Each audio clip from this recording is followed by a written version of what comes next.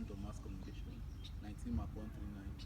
Today I'm here to talk about cybercrime is a major problem on the youth of Nigeria today. Here with me I have Mr. Anchiri Sylvester, which is a 300 level student of this department. So I'd like him to express his view on this topic.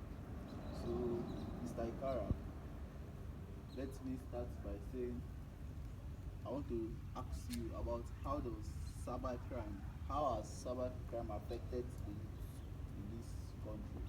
All right, thank you very much for that question.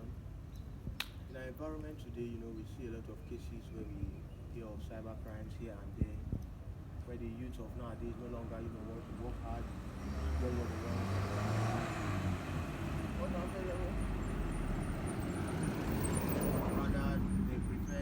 rather they prefer frauding, to make money, not wanting to work hard for ends meet, rather wanting the quickest and fastest way to make money.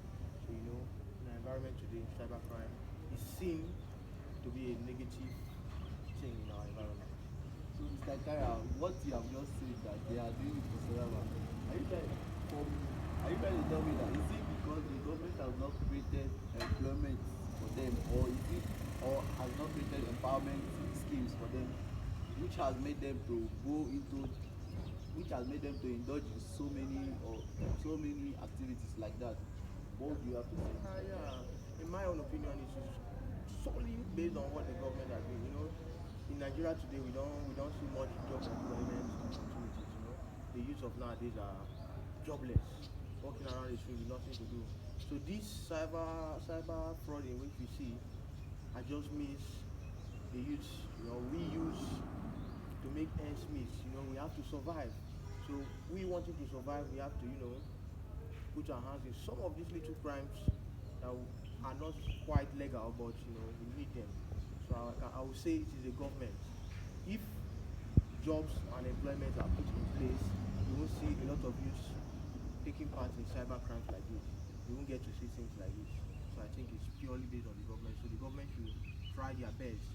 In as much as you cannot do all in one day, you should just try your best to at least assist us with some job opportunities that will help us not take part in the cyber crimes. So Mr. Ikara, are you trying to tell me that based on your own fact that you have said that it's the government's fault not to create those, are you trying to say that the cybercrime or the fraud the youth are indulging in, is it a good thing or a bad thing? Well, so to say, cyber crime, when you talk of cyber crime, it is a bad thing. It is a bad thing. But in a country like this, where we do this bad thing in order to live well, I won't particularly pronounce or say it is totally bad in the sense because we have bad government. So bad government to use that to bring up bad things. But cyber crime in general is a bad thing. It's something quite very negative. But in the society we find ourselves, we seem to see it as something legal because of the environment we are in. So are you trying to tell me that, Mr. Ikara, are you trying to tell me that since the government are bad, and we youth, which are the future leaders of tomorrow, so are we going to join them in that bad act so that in future we will be also bad as they are now? As The country cannot be as they say, two wrongs cannot make a right. But you know that a poor man's voice is not often heard in this country. So as youths that we are, we try to partake in these cyber crimes. Once we get this money, we can try to make a change. As they say, money stops nonsense. In my own Okay. view.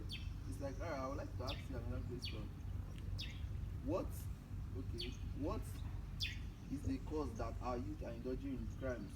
Is it the fault of the government, or is it based on the youth themselves, or which they just decide to just indulge in those activities just for, let me say, scamming people or frauding people, or is it because of the bad government, or is it because of the unemployment rate in the country, you or also? won't you won't blame it all on the government per se. The government is their part. You won't say they are not doing things. They are doing some things right. Just like in our society today, you won't say it's all youths that are partaking in cyber crimes. So the government on their part have their own role to play when it comes to stopping or trying to curb away cyber crimes in the country. On the other part, the youth also have parts to play. we can also say yes, in this country we can make it, we can work hard to earn our money, you know, to survive, instead of taking part in this some of these cyber crimes. Like today we hear of the Yahoo boy, you know, because of show, they want to use the latest this, they want to use the latest that, they take part in some of these activities just to live big. It's not just the problem of the government, it is a personal problem. You know, as they say, change begins with you. If you as a person decides to change, you know, we can, you know, move ahead to a better place. So okay, Mr. Kara, how can you tell how? So now I want to hear from your own point of view. How can we curb these these activities that our youth are becoming is because these activities is becoming so alarming that every youth in the country now want to indulge in this cyber crime or yahoo business, and also the younger generations are coming up, so later on they'll follow suit to the footsteps of the youth, and before then we will not be able to control it. So I would like to know your point on which how can we curb it.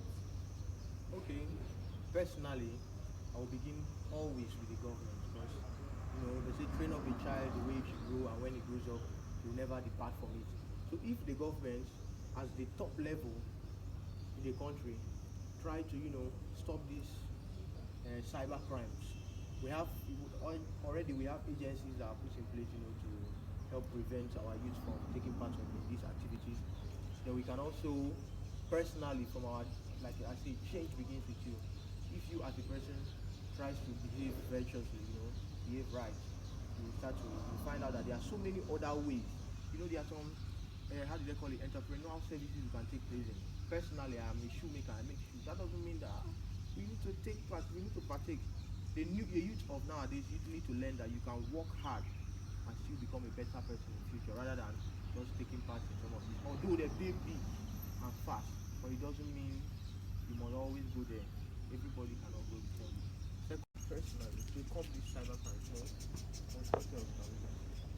It is mainly just from the government and from our side. Personally, we can always want to change and make a better place for, you know, ourselves to live in. Thank you very much. Okay, Mr. Ikara, based on what you have just said, you are telling me that cybercrime is not majorly the government's fault, and actually is a determination from the youth themselves or the peer group they work with. Exactly. So from your own, I understand that you are not actually blaming the government for that purpose, that the youth of these days are indulging in cybercrime. So you're actually blaming the youth themselves who are indulging in those cyber crimes and all those malicious activities. As you said earlier, you said that you are a shoemaker, so other youths can also Take part. take part in other trading activities, so that they can be follow the right path in future. They must not always follow the wrong ways by doing yahoo or scamming other people's, either black or white. Okay, That's very thank you thank you very much, Mr. Ikara. Thank you very much. Okay, viewers, based on in conclusion, I would like to say that based on what my interviewer said, cybercrime is one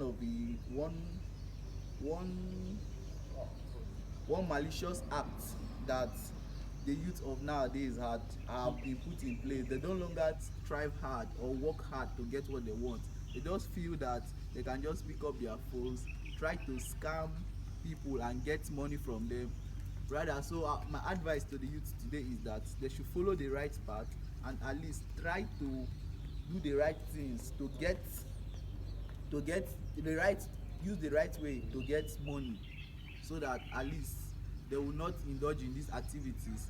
And for the my advice for the government is that they should at least create more job opportunities and empowerment schemes, so that our youths, maybe after graduation, or those still in the university or secondary level, should also try to, so that they can empower themselves based on the country's economic financial situation right now.